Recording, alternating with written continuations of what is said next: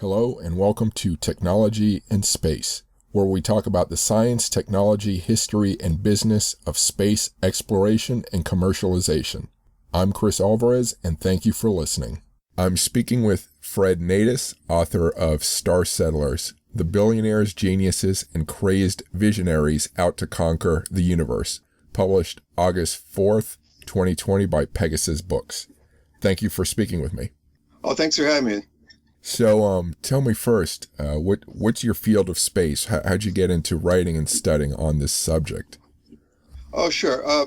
I'm more of a historian, so I came through it with my interest in popular science and how ideas circulate in the popular realm about technology and science. Mm-hmm. And so I had written about science fiction and sort of scientific, what I called wonder shows, displays of dazzling, science and technology at World's Fairs. Mm-hmm. And slowly got interested. I'm not quite sure why, but I think I became one of those Mars people when the rover photos started coming back showing the landscapes of Mars. Mm-hmm. And so I started thinking about space and how people think about it, promote it, why they think I guess the ideology really behind a lot of people who are space enthusiasts. Mm-hmm. How do you focus the book? Is it sort of biographies, person by person, or is it by theme? How do you sort it? Yeah, it's a little bit of both. I did try to do it somewhat historical by talking about the Mars craze in the late 1800s, early 1900s, the whole dispute about the channels or canals on Mars and how that blew up. And actually, in my point of view, kind of created science fiction. It developed a fascination with this idea of life on other planets. Mm-hmm. So I begin with that premise of looking at the Mars mania. I mean, that was a real popular cultural phenomenon. There were 2 steps being broadcast. There were all sorts of plays and books coming out at the time. Mm-hmm. Even at World's Fairs back then, they had rides to the moon and simulation rides to the moon and Mars in the early 1903 World's Fairs. Mm-hmm. And it's Coney Island. So anyway, that's how I started. And then I move on to talk about the kind of obvious early rocketeering figures, people like Tsiolkovsky Mm-hmm. and Goddard. Then I kind of jump ahead to I spent a long time at a Mars Society conference in 2018. Might have been the last one they had in person. No, I guess they had one last summer. But anyway, so I'm talking more about modern Mars research and the whole terraforming issue in that chapter. Mm-hmm. Then I move on. Yeah, I try to keep it somewhat historical. I talk about the space colonies movement of the 70s, Mm-hmm. spearheaded by Gerard O'Neill. I take a sort of trip backwards to look at the Biosphere 2 down in Arizona, which had a lot of controversy at the time. Mm-hmm. I think for my purposes of looking at this fascination in the popular realm of what space might be, they were in a sense trying to create their idea of what a interstellar, spaceship might be like, or what it might be like to create a colony people would want to live on somewhere. Mm-hmm. So that's the sort of thing. And then I get on to discussion about the moon and how it's become the focus all of a sudden lately, and move on to talking to some researchers at my university here, the University of California, Santa Barbara, Mm-hmm. working on the microchip, the START chip project to send a 1 gram interstellar star chips by laser to, I guess, Alpha Centauri system. They hope to do that by 2040. Mm-hmm. Yuri Milner's project as well. And then I kind of wrap it up with this, looking again at this idea, the overarching ideology of space flight, and those who are, I think, really hyper about it, to the point of thinking that it's almost constructing a religion of sorts, or a mythology of why it has to happen. Yeah. Yeah, I was going to ask how many, as you did your research, how much of what you came across seemed to be very scientifically grounded versus more, like you say, sort of a religious and mystical experience to get out into space, like wild ideas versus the serious science. I would like to think it's about 50-50, Mm-hmm. but I certainly do. I like giving the wild-eyed people their chance to because their ideas, I think, may ground other people, in the background in some ways. So Mm-hmm. That's why I was covering them. Yeah. No, I agree. I certainly, imagination and zeal are, perhaps more important than even the science in the sense of getting people moving forward and interested. Yeah, and I mean, that's in a sense how I covered people like Elon Musk and Jeff Bezos and Richard Branson. Because I think they all they came from that childhood and adolescence of reading science fiction, and it's hard to tell with Jeff Bezos if he's just pretending about all his wild-eyed ideas and just out to profiteer as best he can, or if he really wants to create huge Gerard O'Neill type of colonies holding trillions of people and saving the earth. That's an interesting inflection point in the 70s with the rise of environmentalism. The space community was like, well, no, we don't have to respect limits. We don't have to worry about sustaining our ecosystem if we can expand, into limitless space. So I think that's a moment of departure, which a lot of the, if you will, ideology hinges on this idea, we're going to save the earth by leaving the planet. So actually, it's funny, I'm reading, where it's interesting, I'm reading Red Mars by Kim Stanley Robinson, and a lot of that stuff involves not so much saving the planet, partly, but also escaping it, escaping the earth to, find more pristine areas. I'm curious about your thoughts on that, as escaping rather than saving. Yeah, my original working title for the book was, I think, Escaping the Earth. And I just felt like that I don't think anyone really is saying let's discard the Earth, obviously it's not even practical. Maybe if it was, people would be more serious in that camp. But I think, again, this idea of extending the human presence is more, the keynote of a lot of this sort of thought. So, yeah. So tell me about the involvement of the Alfred P. Sloan Fellowship in the Public Understanding of Science and Technology program helping you with this book. Oh, well, they just decide to fund people's projects, and I was one of the lucky ones that year. So.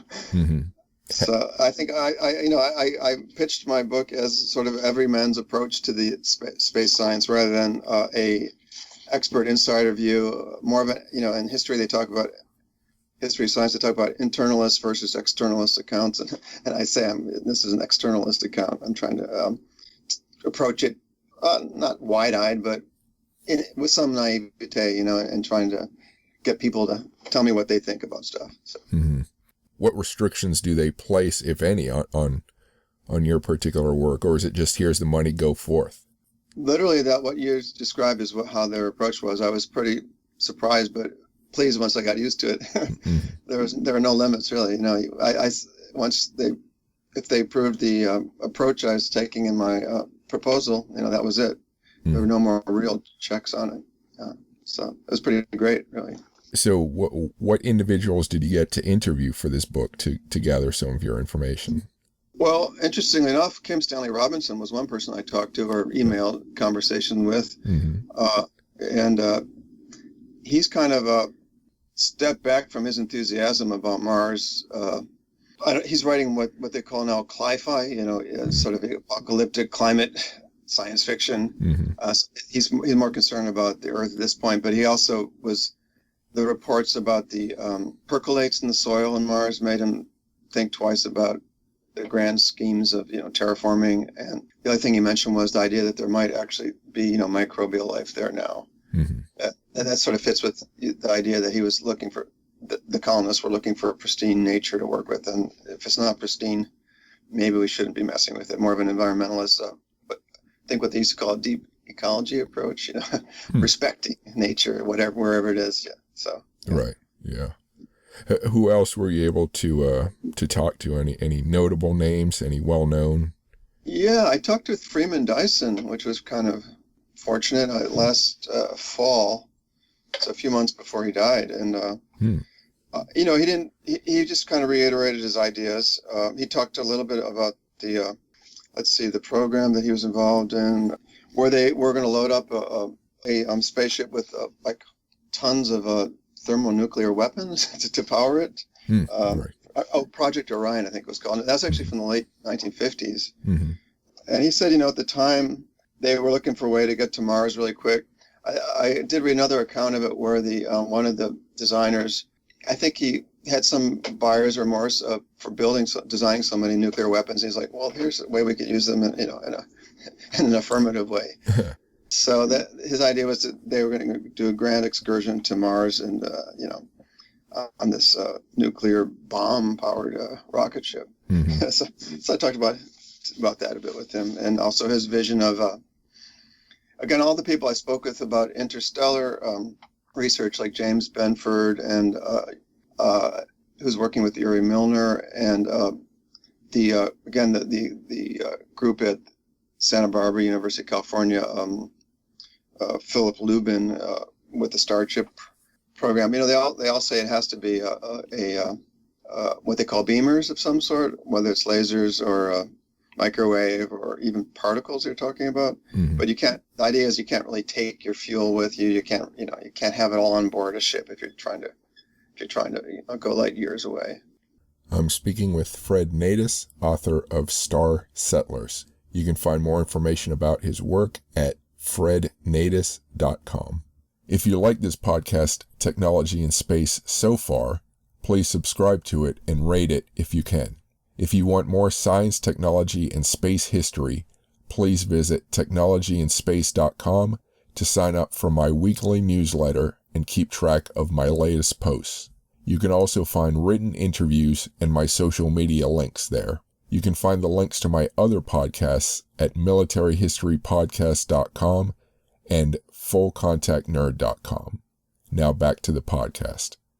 How many of the people you either researched or talked to seemed more about let's get there and then figure out how to fix the problems versus let's look at the problems first before we jump ahead with our technology or our plans?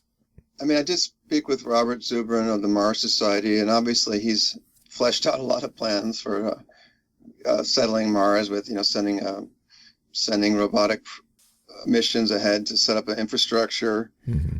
So in some ways he's he offered all these practical plans, but he obviously has this sense if we don't terraform Mars, we're failing the universe in some way. I mean, and again, it can be that that's just a rhetorical flourish to spread his enthusiasm to others. But on the other hand, it seems like this part of this, what I would call creating a kind of mythic thinking about why we have to expand, and this idea of evolution, almost a cosmic sort of evolution of Tsiolkovsky's famous phrase about the Earth being a cradle, and humanity can't stay in this cradle forever. Mm-hmm. So creating this kind of demand that the universe is demanding that we do all this.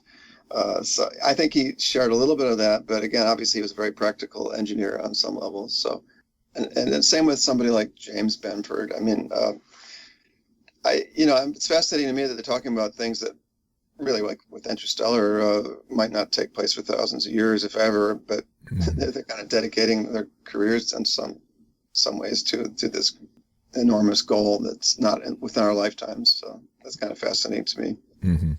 One question I've asked others in the past, I'll ask you this, is so the current interest in space, with the billionaires, do you see it as, at this point, the technology reached the right point where we could do this? Or is it more that these billionaires, the individuals in place, were the ones who are who are creating this big push and interest in space again?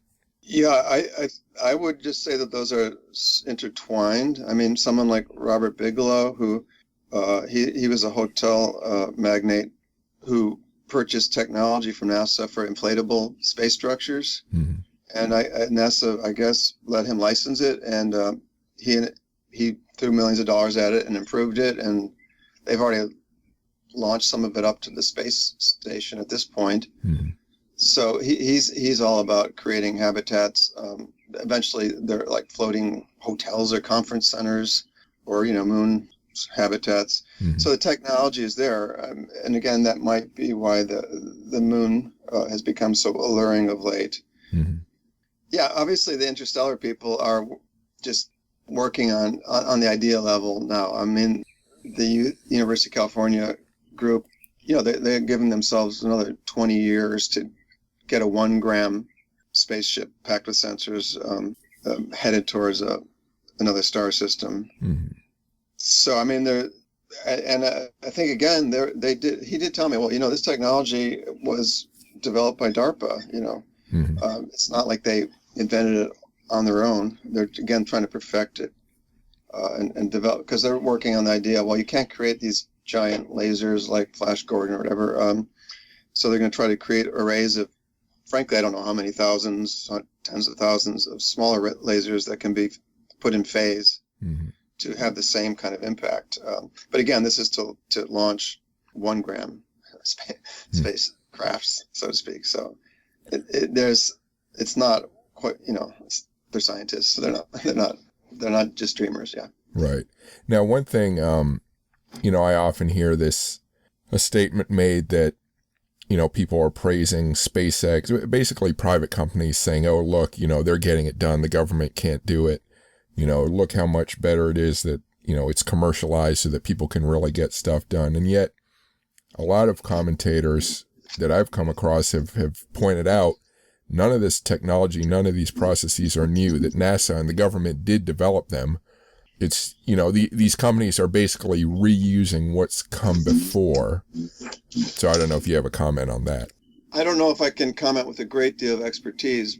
It seems like SpaceX, with the idea of, returning parts of the spacecraft back to the launch pad for reuse, that was a big step forward. Mm-hmm. But and I think the idea is, of course, NASA was always their whole, what's the word for it, their mission, or all along their purpose was to farm out their technology to corporations.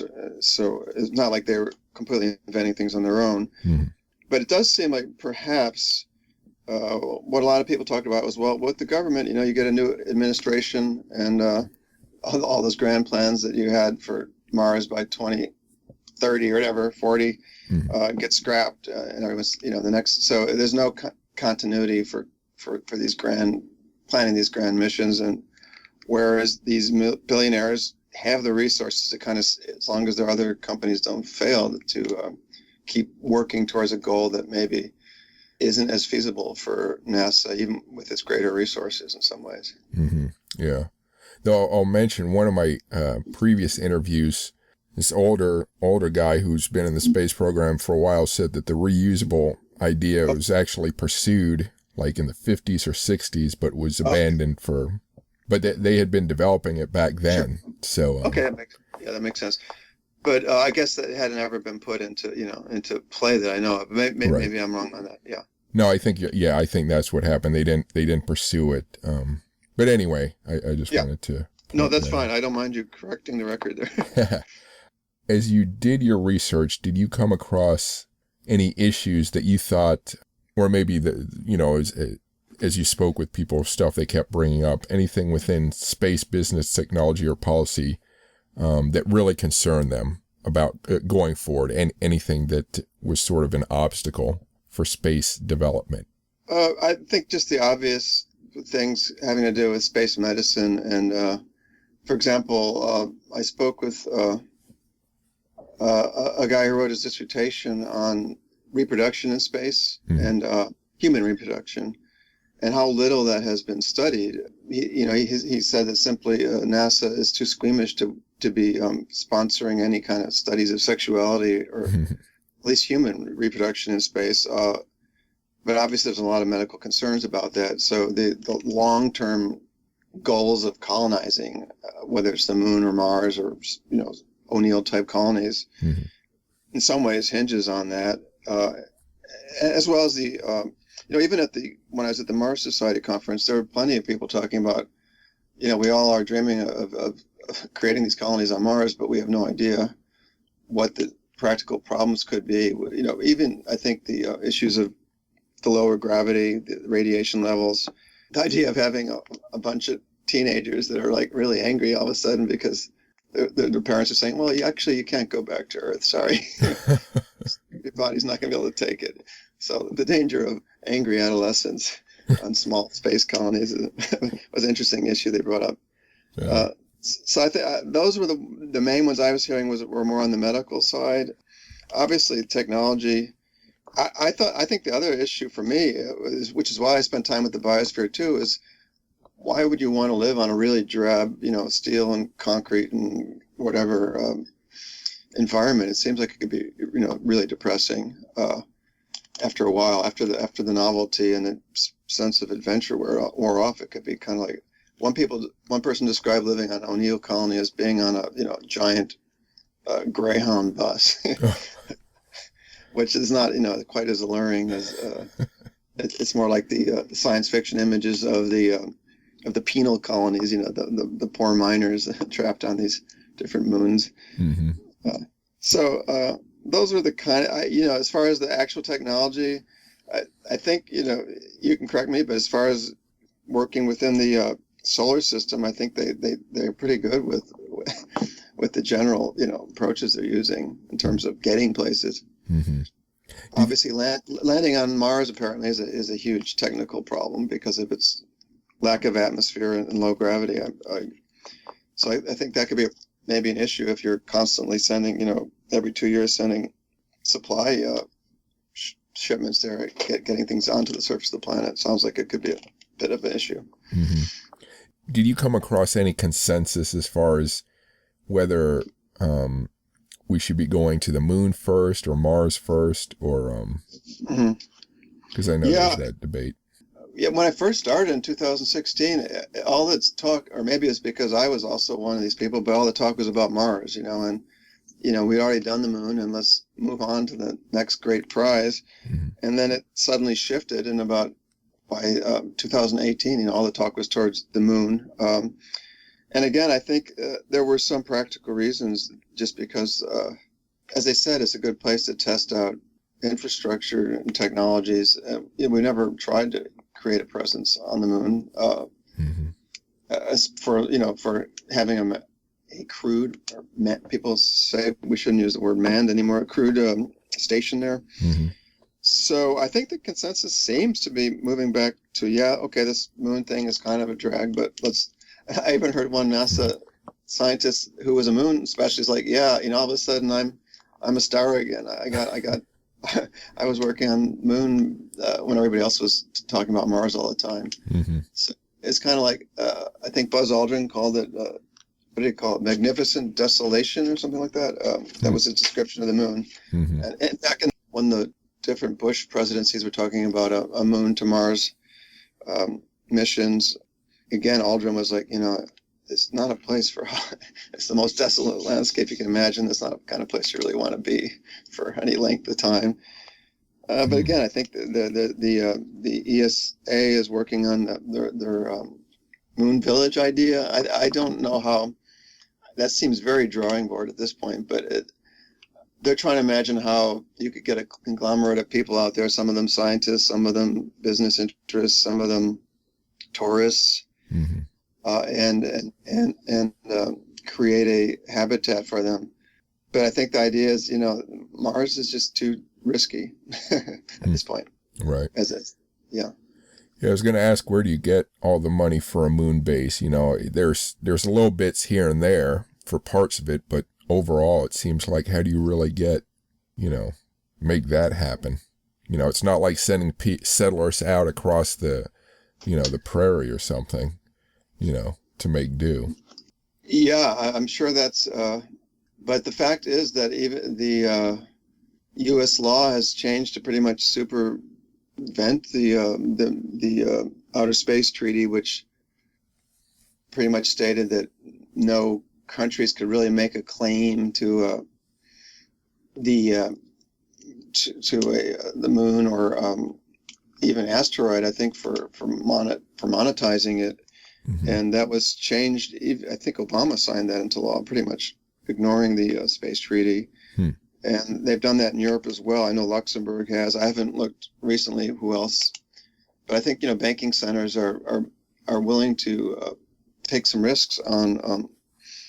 I guess with the idea that there will be incentives from mining, possibly for rare metals that are not necessary for high-tech projects. So the moon apparently is believed to have some of those metals. So, and then I guess tourism again is what everybody talks about. Oh yeah, and let's face it, Branson's charging customers $250,000 a seat for 3 minutes of weightlessness on these suborbital flights. There are a lot of multimillionaires out there who are willing to maybe spend a couple million to go to the ISS, which is now being made available as well to tourists. So I think that's one of the skimming money from tourists is one of the ways to build an infrastructure. Hey, why not? Yeah. It's worked for a lot of people. So, so did you come across many investment banks that have sort of space portfolios since you mentioned that? No, I my research didn't really go too far into the business end, so I can't really answer that. Okay. It's interesting. It's an interesting angle for more research on my part, at least. Now, did you come across any challenges with all this that people were saying could easily be fixed or addressed, but weren't for whatever reason? Again, this could be a legal thing or anything, really. Well, again, I think the fact that the idea that private companies are being told that they can legally go out and grab an asteroid was a challenge that was overcome. I mean, I spoke with a lot of the people. I mentioned the O'Neill colonies, and I spoke with the woman who helped lead the L5 Society. It was kind of the youth annex of the space colonization movement, and she was just like so angry that the space they killed a similar, even broader treaty that was going to be a plan specifically about the moon that would have limited any profiteering or land if that's the right word, land claims on the moon. So yeah, I guess that's one of the challenges that the kind of a more utopian or idealistic notion of space is for everyone. It's the heritage of all humanity. That's kind of being pushed aside gently for more of a capitalist approach to creating infrastructure. So I'm going to turn towards how you did your research. We already talked about it a little bit. But are there any other issues you talk about in the book that we haven't touched on that you might want to point out? Well, the main thing is I spent, like I mentioned, this idea of the ideology and creating an enthusiasm for space by aligning it with extra scientific ideas, even, notions of the apocalypse, that the idea of a death of an old world and birth of a new world, creating life on revitalizing a planet like Mars and terraforming. This sense of, evolution is actually in somehow a guided process close to intelligent design ideas that humanity needs to do this, or is it failure of some sort? It was, again, that was a bundle of ideas that I follow throughout the book. Okay. So, and I guess I'd say that real technological utopian notion of humanity is almost can make themselves into gods, which you see that in a lot of the popularized accounts of by futurists of just amazing possibilities coming up with mind uploads and post-human life forms, and that's sort of those kind of riffing on that kind of idea. Yeah, I'm trying to think of an analogy of any other technology or sort of scientific endeavor. Well, I guess maybe you look at genetic research. On one hand, you have people who are thinking grand ideas of curing every disease, and then you have other people who are thinking of it in terms of manipulating the body and mind for whatever more monetary need or something. Yeah, and I suppose in artificial intelligence too. There are a lot of. I think you haven't heard much about it lately, but a couple of years back there was all this talk about the coming singularity when artificial intelligence creates a super mind that's just going to make humanity obsolete and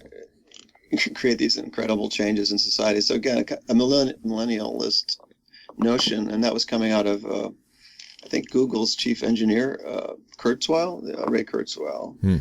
I haven't heard from him lately, but yeah, there's people who will push these huge technological utopian platforms like that. And they all seem to kind of connect to this idea of humanity is either completely obsolete or is going to become godlike in some way. Yeah. Yeah, it's fascinating. These different approaches. I'm speaking with Fred Nadis, author of Star Settlers. You can find more information about his work at frednadis.com. If you like this podcast, Technology in Space, so far, please subscribe to it and rate it if you can. If you want more science, technology, and space history, please visit technologyinspace.com to sign up for my weekly newsletter and keep track of my latest posts. You can also find written interviews and my social media links there. You can find the links to my other podcasts at militaryhistorypodcast.com and fullcontactnerd.com. Now back to the podcast. All right, so you mentioned some of the interviews you did. What other resources did you use for your research? Well, I was able to go to a couple archives. I visited, when I did a chapter about Warner von Braun, I was able to go to his papers, I think at the Library of Congress in Washington. And one of the great things with having the fellowship is I came across his scrapbooks, and of course I could look through them and read all the English articles, but there were also a lot in German, and I don't have the grounding for understanding those articles. And normally on a limited budget and timeline, I would have said, oh, well, I wonder what's in those, but I'll never know. But instead, I was able to scan them and hire a translator. And it was I think it was a little bit fresher material to see how in post-war Germany, what they thought of von Braun and Project Paperclip and all these ex-Nazis going off to work for the U.S. military. There's a lot of scorn and satire. One of them was a dialogue between a mother and a son, and the son was saying, I wish I was a war criminal. And the mom was saying, what are you talking about? And he was saying, well, then I could live in Texas and eat pineapples. And she says, I have no idea what you mean. And he says, well, if I was a war criminal, there wouldn't be food rationing, and I'd be helping design V2 rockets in Texas, or, and so on and so forth. So you didn't see that as much of that in the American press as you did in the German press, it seems like. Oh, there was a lot. There was a movement a petition amongst U.S. scientists saying, we don't want these guys here. They're a moral hazard. Pretty much being ignored. Other people saying, well, actually, it's better that we have them. The safest place for these guys is within our military. One article was called, Behind the Khaki Curtain, we have secret Nazis in our midst. So these kind of scare articles in the U.S. press as well. But as far as I know, the Soviets also did that. They grabbed a bunch of rocket scientists that they could get their hands on and put them to work. Right. Oh, yeah, absolutely. But the fact is they were planning to bring just 25 scientists or technicians, engineers, along with as many V2 rockets and parts as they could back to the U.S. And von Braun, was quite a charming fellow, and he was able to convince the people interrogating him that they really needed to take at least 100. And they were going to be on a 6-month contract, and most of them ended up staying for life and becoming U.S. citizens. So it's a pretty fascinating story there of how they adapted to the U.S. and how von Braun so skillfully played the press and the media and became he really became the face of the space future in the U.S. in the 1950s and early 60s, until the astronauts took over the center stage. Yeah. There's this uncomfortable 10-year period where von Braun was having launched, a satellite just shortly after the Russians did their coup with Sputnik.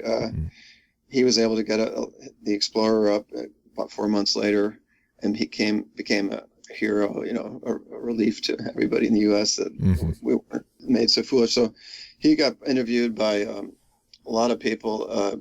There was a big spread in Collier's magazine in the late 50s, I want to say, or no, mid 50s, with all sorts of great sci-fi artists depicting what a space station could look like. When he talked to military people, he would say, I don't want this space station just to be for observations. It can also be for, surveillance, for military purposes. And then he said, and here's the great thing, we can load it up with nuclear weapons and we'll be, unstoppable. We can vanquish any enemy. So then once he became involved with NASA, he left the military. He's like, well, we don't really need those nuclear weapons on the moon or space stations. But he was able to manipulate his way pretty well. But I think you could say he was one of these people who really did have this spacefaring vision of humanity needed to make this cosmos kind of move into outer space was the destiny of humanity. Interesting. So what part of the research was most enjoyable? Let's see. It was fun for me to talk to actual living people. I think as a historian, it becomes a grind to sit in archives after a while, looking through folders. It has its rewards, but it's a little like being a grave robber without the Indiana Jones swashbuckling aspects. So I enjoyed talking to people when I could, and also just coming across people that aren't normally part of the story too much. I came across a guy named Peter Koch, who's still alive now. He's quite elderly, but he put out a periodical 10 times a year called the Moon Miners Manifesto. And he had started out in the 50s.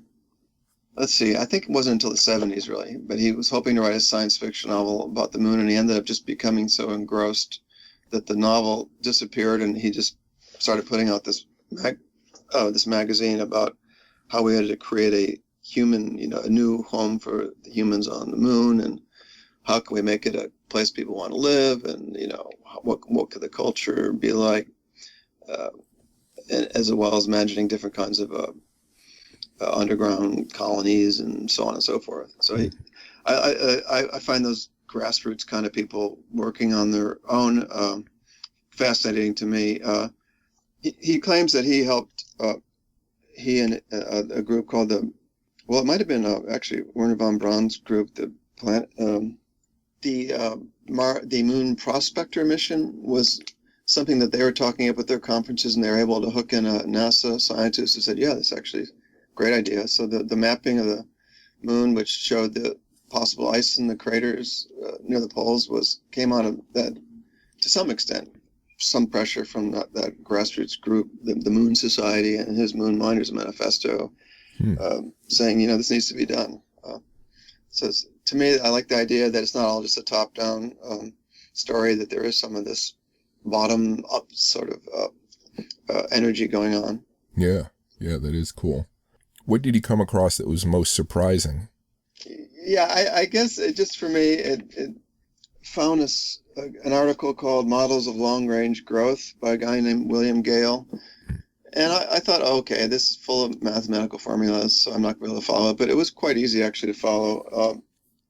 And the whole premise was, how long will it take to settle a galaxy? And they came up with the figure of about 1 million years.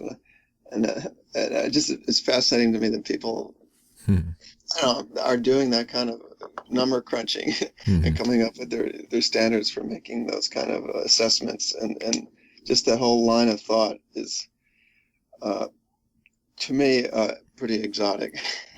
Yeah. Though it what seems strange at first later seems to be the foundation for ideas that actually work out. So yeah, it could be. It's you could call it pioneering work, or you could call it out there work that's never going to hook up with anything, Yeah.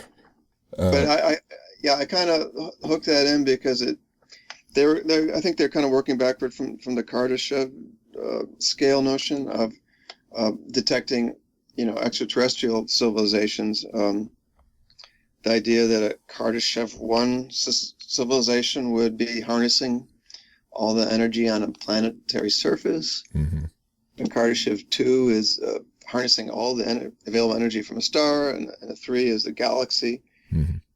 And to me, it seems like that was shifted around to talk about, well, why aren't we're not even a Kardashev 1 yet. What's going on here? I think Carl Sagan said, well, maybe we're a 0.7. He might have been being generous at the but still, this idea, well, now we got a scale that we can chart our own progress against. I think the article I mentioned was looking at, well, how would you become a Kardashev 2 or 3? How long would it take? In a technology aside. So, and this is kind of stepping foot maybe into the science fiction realm, but how often did you come across people who believe that it's necessary to basically get alien minds, involved in our progress, that we can't do it alone? You must have come across some of that. Oddly enough, I didn't. In some of my other books, I have spent a little bit of time. My first book on wonder shows, I did a chapter on the flying saucer culture of the 1950s. Mm-hmm. But I wasn't looking for it. I was debating whether that would be an entirely different book. Mm-hmm.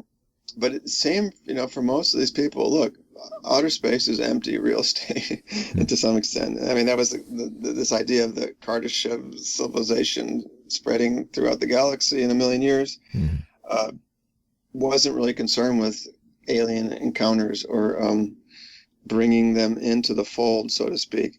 Mm-hmm. So I didn't, maybe because I wasn't looking for it, I didn't find that too much. About the only figure I found even talking about it at all was Robert Bigelow, the Las Vegas entrepreneur, because he's not only building the space habitats and launching them, but he's very much a believer in alien, extraterrestrials. He claims to have had his own encounters. And his family grew up. It's been based in Nevada for a long time, and his grandparents talked about it too.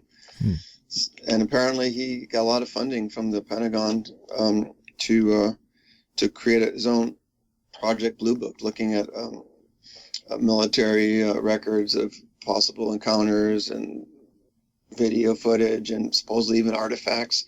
And this apparently created obviously a lot of interest in the UFO community.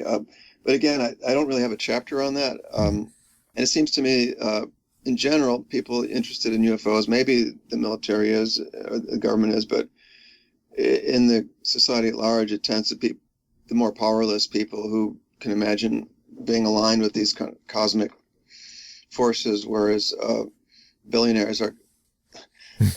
I talked to one guy in the space tourism industry who's like, well, billionaires are really an alien species.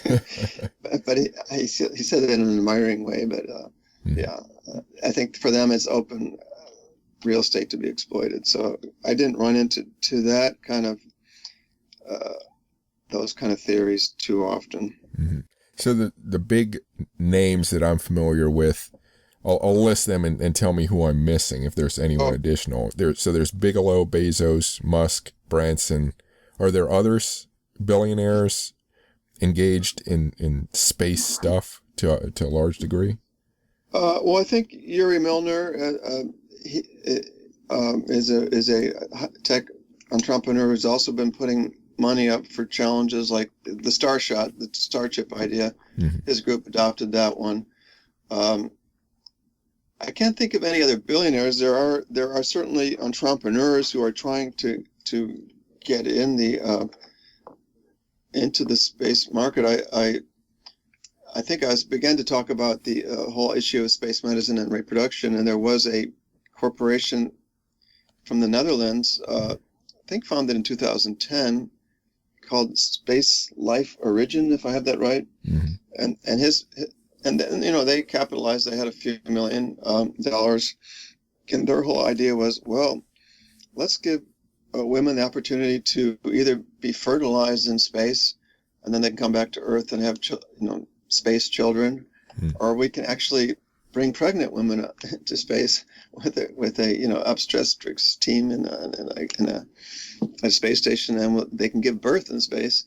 again, I think catering to a wealthy clientele who would like the bragging, rights, just saying their child was born off the planet. It didn't. He ended up realizing that he had been advised poorly about the medical consequences of some of these experiments, and decided to pull the plug on the whole thing. But it was around for about 6 to 8 years, I believe. Interesting. Yeah. Was there a particular question you were really trying to dig into to get an answer for, and either did not reach a satisfactory conclusion, or maybe you did, but it just took a lot more effort than other stuff? Yeah, nothing's really popping to mind right now. I think my big question was had to do with equating this grandiose ideology of human expansion with reality. Yeah. So I think kind of grounding it, and I thought that when I started out that I'd be interviewing a lot of environmentalists and saying, what do you think about leaving the planet? I didn't end up doing that because really that argument came up historically in the 70s when the environmental movement was going strong, and people like O'Neill were saying, there was a book came out called Limits to Growth from a think tank that became a huge worldwide bestseller about just the fact that, we can't keep our industries going at this current rate of using up resources. The planet's going to have a collapse, ecological, a lot of the things we're saying now, medical issues, species disappearing. And this really got the technological utopian community upset. And they're like, well, we don't have limits. we can, there's so many resources out there. And it's a enticing idea.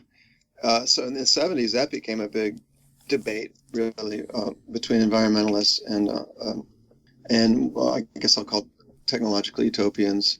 So I covered it more as a historian would, just looking at that issue in the 70s, but I didn't end up following that through to the present. You just don't see it much in the mass media. It's not, people are either indifferent to space or they're really excited about it. You don't see the people who are like angry about it, too much. Yeah.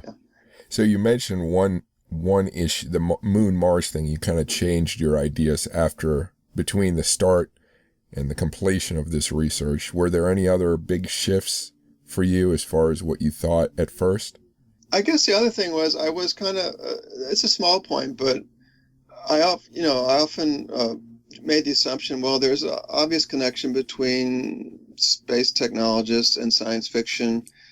But I thought that, usually, and you get some of the scientists who write science fiction on the side and so on and so forth. But I was kind of surprised when I realized that some of the early rocketry societies, for example, the Hugo Gernsback's Amazing Stories, and then his next science fiction magazine, I think called Wonder Tales. I might have that wrong.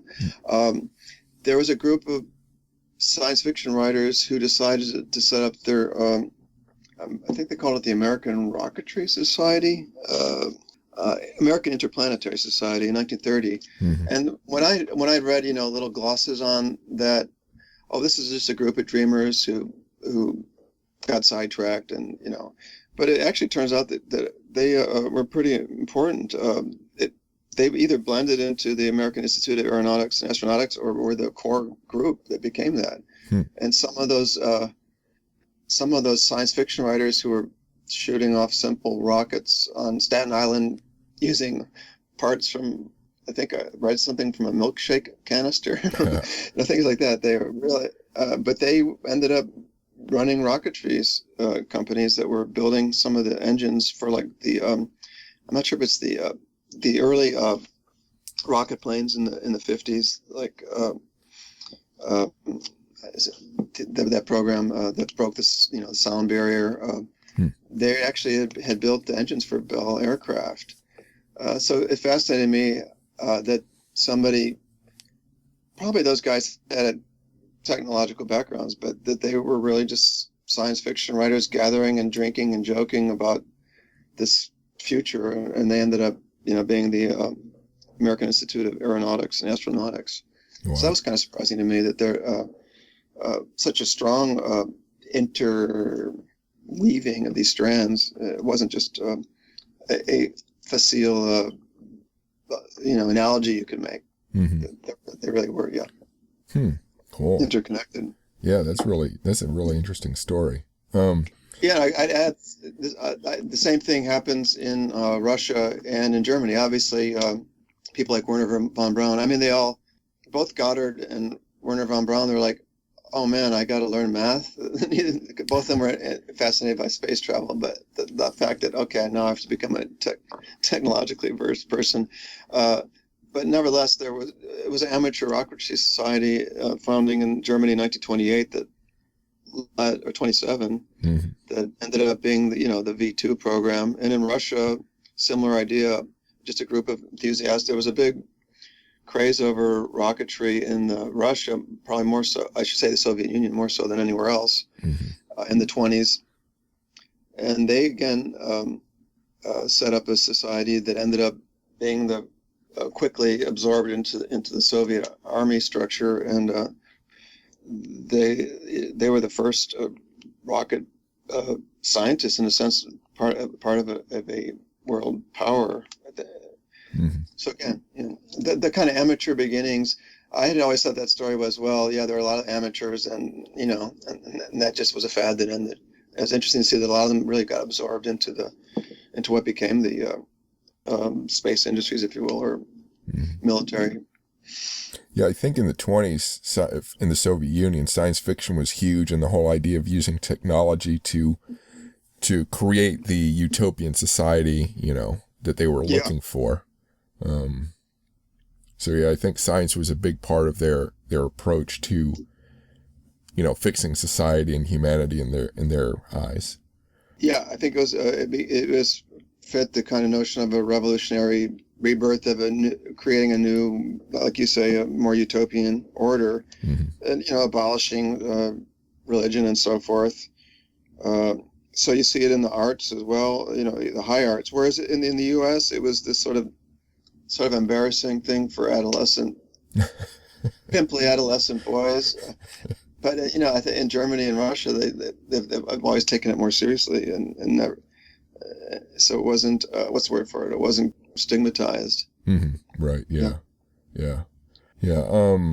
So apart from sort of filling the historical record, filling the gaps within the historical record, what do you hope this book will do for readers? Oh, for me, I think one thing is that, again, I'm looking at the more or less the dreamers, not on the fringe, but maybe at the core, but not necessarily on the day-to-day simple, let's do this project, JPL kind of guys, and or gals, I should say. So it fascinates me that people are building these schemes and blueprints that might take centuries or millennia or never happen. So for me, that dedication is pretty amazing to me. And I do think that there's a semi-religious ideology motivating it, especially for those far-reaching dreamers. For simple ideas like having self-sustaining colonies, it seems like that's not just around the corner, I would say.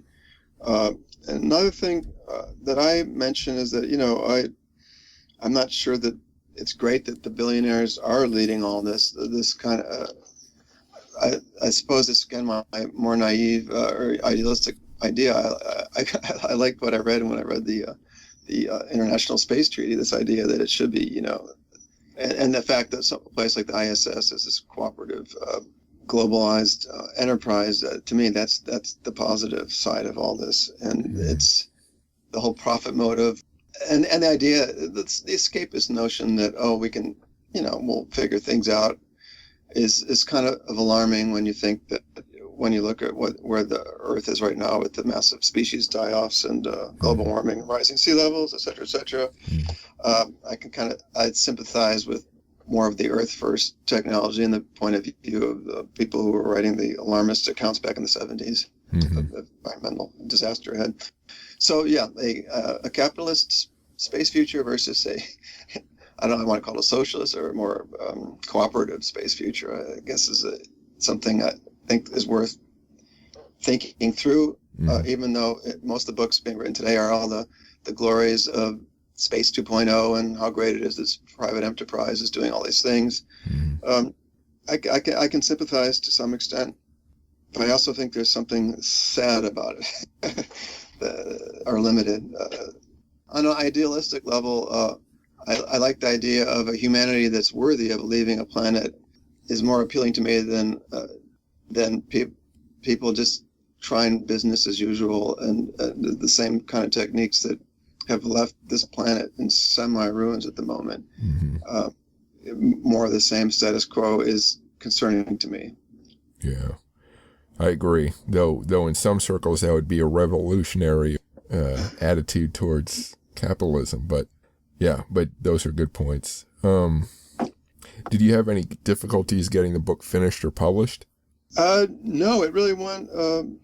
No, I can't think of anything. It was just a matter of conceiving what I wanted to do, and I was fortunate to have the time and resources to go through with it. I didn't get all the interviews I would have liked to. A lot of people, a lot of calls weren't returned. Shocking. Yeah, that happens. But it was still great. The interviews I was able to conduct. So was it automatically going to be published by Pegasus, or did you complete it? I already had the publishing contract before I got the funding through the Sloan Foundation. Okay. Was that required to have the? Yeah, contract? I think they wanted at least a letter of commitment from a publisher, whether or not it was a contract. Got it. That makes sense. Yeah. So what's your either current or next writing project? Yeah, I'm not even certain at the moment. Interesting. I've done a couple of these interviews, and people have been pawning off ideas on me. And somebody said, "Oh, you should follow through on that idea of the early Russian cosmos that they were, and I didn't even mention this, but their whole grand project was to defeat death, and this was the Nikolai Fedorov's idea that the whole common task of humanity was to defeat death, and how that seems to be fascinating. Again, high-tech billionaire types these days. So that was one idea thrown my way. I also have a more grounded idea possibly of writing about science education for kids and how it's changed over the years, and how there's this big push for gender parity and inclusiveness these days. And finally, obviously I'm looking for a new project, but I had floated the idea of a cross-cultural study of robotics in Japan versus the U.S., but I haven't gotten the funding yet for that, so that one may not happen. Okay. Well, where can people find you on the web, or can they? Do you have social media or website or anything?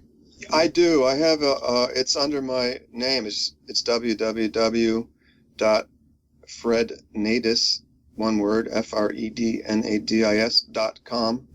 And I think that's my Twitter handle is @FredNadis. And the book itself has a Facebook page, Star Settlers. If you look up the whole title on Facebook, you would land on it. Okay, good. So that's all the questions I have. Do you have any final thoughts or words? No, I think we've covered it all pretty well at this point. Good. All right. Well, I appreciate you speaking with me. Well, thanks for having me. Let me talk with you. It's great. Thanks. Thank you for listening. If you like this podcast, Technology in Space, please subscribe to it and rate it if you can. If you want more science, technology, and space history, please visit technologyinspace.com to sign up for my weekly newsletter to keep up with my latest posts. You can also find written interviews and my social media links there. Thanks for listening.